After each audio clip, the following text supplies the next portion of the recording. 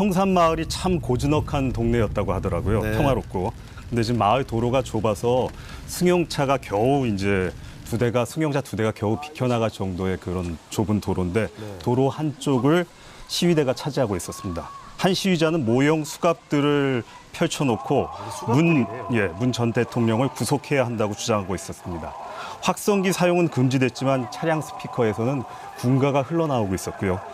문 전 대통령을 모욕하는 구호가 끊임없이 울려 퍼졌습니다. 들어보시죠. 네. 현충일에 내리는 비는 전국 소녀들의 눈물이다.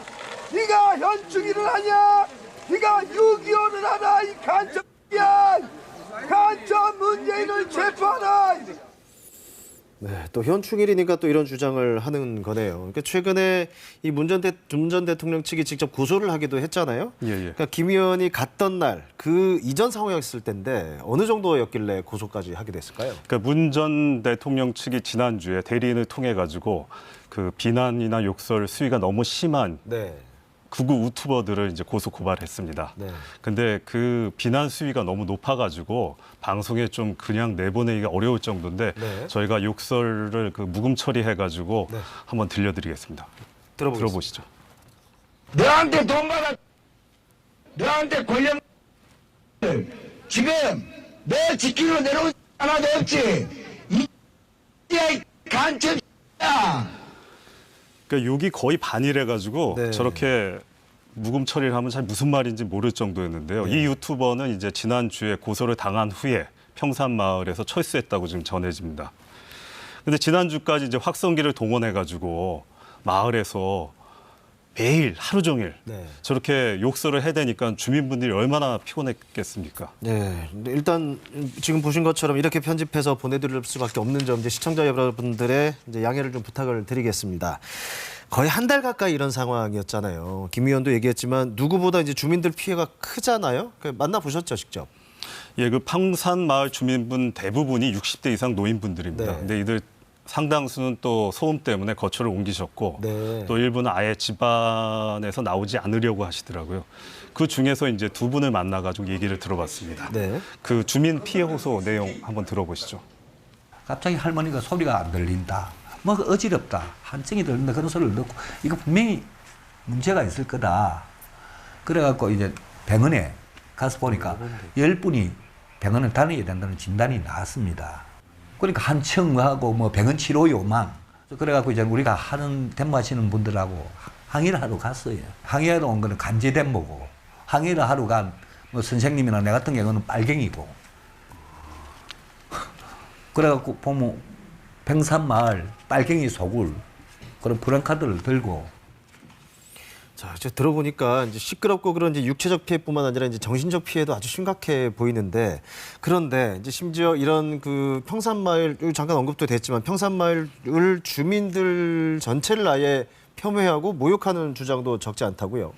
그러니까 이 극우 유튜버들이 이야기를 지어내는 것 같아요. 지어내가지고 라이브로 방송을 하면은 그거에 이제 퍼뜨리면서 네. 여러 사람들이 공유를 하게 되는 거죠. 네. 그런 구조인데 주민분 얘기 한번 또 들어보시죠. 네. 이 문재인이 이미 다 사들려서 마을 사람들이 살고 있는 것처럼 위장해놨다. 그리고 앞에 있는 논밭은 사실 통도사 땅인데 통도사 땅은 삽살 땅은 사실 거래가 되지 않는 땅이거든요. 문재인 대통령이 저걸 사놓고 얼마 안 가서 뭐 봉화처럼 문밭을 놀이터로 만들 것이다 라고 하면 그냥 생각 없이 여기에 구경하러 오신 분들은 그걸 믿게 돼요. 제가 대구 출신인데 대구에 있는 누나를 통해서 이야기를 들어요. 전직 대통령을 괴롭힐까? 라는 걸 한 단계 더 분석해 보면은 유튜브 같은데 지속적으로 생중계를 해서 뭔가 유튜브가 가지고 있는 그런 어떤 이익의 창출 이런 것이 대다수가 아닌가. 그 유튜버들이 이제 과격한 발언을 통해 가지고 구독자 수와 구독 시간을 늘리고 그를 통해서 이제 수익을 창출하는 게 아닌가 하는 그런 얘기입니다. 그러니까 어르신들도 그런 거를 잘 모르셨을 텐데 그런 상황을 이제 파악하고 계실 정도. 그러니까 저 같아도 이제 너무 힘들 것 같습니다. 그 앞서 병원 치료 얘기하신 분도 계셨는데 병원 치료를 받으신 분이 정말 실제 얼마나 힘들었는지 좀 만나볼 수 있었을까요? 한 10분 정도 된다고 하는데 네. 모두들 인터뷰를 피하시더라고요. 왜냐하면 약간 보수 성향이 있는 동네인데 네.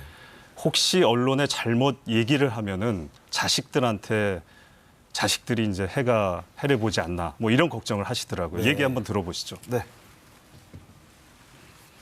자식들 걱정을 하는 거죠. 다들 나이가 드셨습니다. 나가면 너가 빨갱이 소목구리를 하는데 니는 어떻게 한다. 그런 말에 상당히 위축돼 있습니다. 안 할라 해요. 우리 둘은 뭐 각오하고 합니다. 또 뭐 어딘가 빨갱이라고 혼데 전화도 오고 그럴 겁니다. 각오하고 합니다. 분명히 왜냐면 저는 빨갱이가 아니니까요. 참, 그래서 이제 윤석열 대통령이 한마디 해주길 바라는 또 얘기도 있었지 않습니까? 그런데 윤 대통령 얘기는 집무실 앞 시위를 얘기를 하면서 법대로 하자 뭐 이런 이제 얘기를 했어요. 이게 또 적절한 비교냐를 두고 이제 논란이 있었단 말이죠. 예, 반응이 좀 있었습니다. 그저께 아침에 얘기했는데 윤석열 대통령 말을 그대로 옮기겠습니다. 네. 대통령 말이니까. 대통령 집무실 주변도 시위가 허가되는 판이니까 다 법에 따라서 하면 되지 않겠느냐는 말이었는데 네. 집회의 자유에 대한 그 법의 원칙을 얘기하는 것으로 들립니다. 네네. 다만 이제 이 부분에 대해서 여야를 막론하고 윤 대통령이 그 욕설 과격 시위 좀 자제해줬으면 어떻겠느냐 이런 얘기를 해줬으면 좋았겠다 하는 아쉬움을 표하는 분들이 많더라고요. 네. 그 사실 일을 하는 집무실하고 그 다음에 개인이 생활을 하는 집하고는 좀 다르거든요. 그렇죠. 그 일부 여권과 보수단체에서는 그 2017년 이명박 전 대통령 집 앞에서 진행된 그 막말 시위를 끄집어내기도 했거든요. 네. 2017년 10월부터 그 넉 달간 집 앞에서 시위대들이 막말과 욕설 시위를 한 4개월간 진행을 했습니다. 그때도 경찰이 막지 않고 미온적으로 대처했다 이렇게 이제 주장을 하는 건데, 그러니까 과거에도 괜찮았으니까 지금도 괜찮았다, 지금도 괜찮다 이런 해석인데 좀 안타깝습니다. 네. 자, 그런데 여기에 대응하면서 이제 맞불 시위를 하겠다. 아예 이제 법을 바꾸겠다. 또 이런 움직임들도 지금 있어요. 예.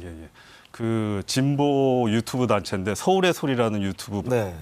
방송이 있죠. 많이 알려져 그 있죠. 대표가 이제 그 보수 단체들에게 이번 주까지 평산마을에서 철수하지 않으면 본인이 대형 고성능 스피커를 장착한 차를 그 대구 달성군에 있는 박 전 대통령 사저 앞으로 가서 맞불 시위를 하겠다 이렇게 밝히고 있습니다. 네. 그리고 민주당에서는 이제 집시법, 집회와 시위에 관한 법률에 대한 개정안을 내놓고 있는데 그 정청래 의원이 집회 금지 장소에 전 대통령 사저를 포함하는 집시법 개정안을 일찌감치 발의한 데 이어서 이달 들어 집회 시 개인의 명예훼손을 금지하는 법안, 특정한 대상의 혐오나 증오를 금지하는 내용의 개정안을 잇따라 발의했습니다. 과거에 사로잡히면 미래는 없다라는 말이 떠오르는데 이번 평산마을 사태를 계기로 과격하고 욕설이 난무하는 집회나 시위 문화가 개선됐으면 하는 바람입니다. 네, 알겠습니다. 오늘 여기까지 듣겠습니다. 평산마을 현장 취재를 다녀온 김명섭 해설위원과 얘기 나눠봤습니다.